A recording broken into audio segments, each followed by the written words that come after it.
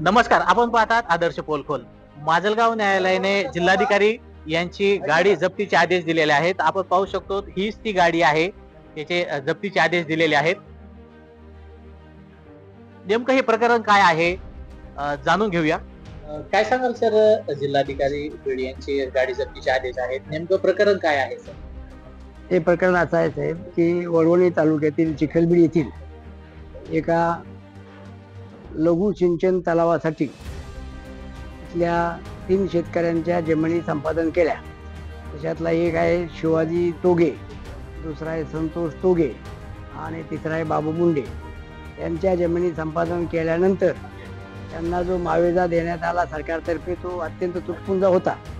म्हणून त्यांनी जास्त वाढीव मावेजा मिळावा यासाठी माजलगावच्या जिल्हा न्यायालयामध्ये अर्ज दाखल केले.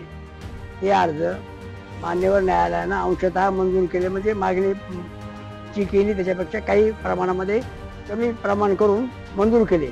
आणि हा निकाल झाला आपला 29/10/2015 निकाल झाला कोर्टाचा.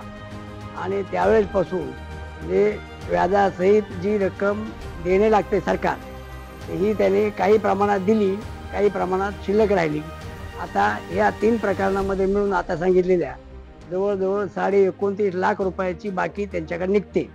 त्याच्यामध्ये बीडचे कलेक्टर रुंको नंबर 1 म्हणजे देणेदार आणि रुंको नंबर 2 इरिगेशन डिपार्टमेंटचे बीडच्या एक्झिक्युटिव्ह इंजिनियर ते नंबर 2 असतात.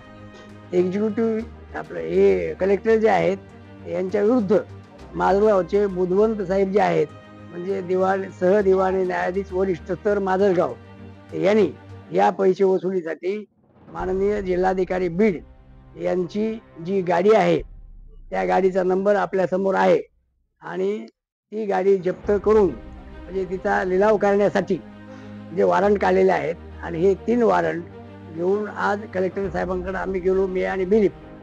कलेक्टर साहेबांनी सांगितलं की या वॉरंटची पूर्तता आम्ही करू शकत नाहीत, म्हणजे पैशाची तुम्ही गाडी घेऊन जा. आणि त्याच्यानंतर ही गाडी जप्तीची क्रिया सुरू झालेली आहे. काय सांगाल, आता ही गाडी घेऊन आता माजलगाव कोर्टामध्ये जाणार आहे का? हा, इथं जप्त करायची गाडी आता बीडचे बिलीप जप्त करणार म्हणजे, आणि ती केल्यानंतर बीडच्या कोर्टातून माजलगावच्या कोर्टामध्ये ही गाडी नेऊन जमा करायची तिथे.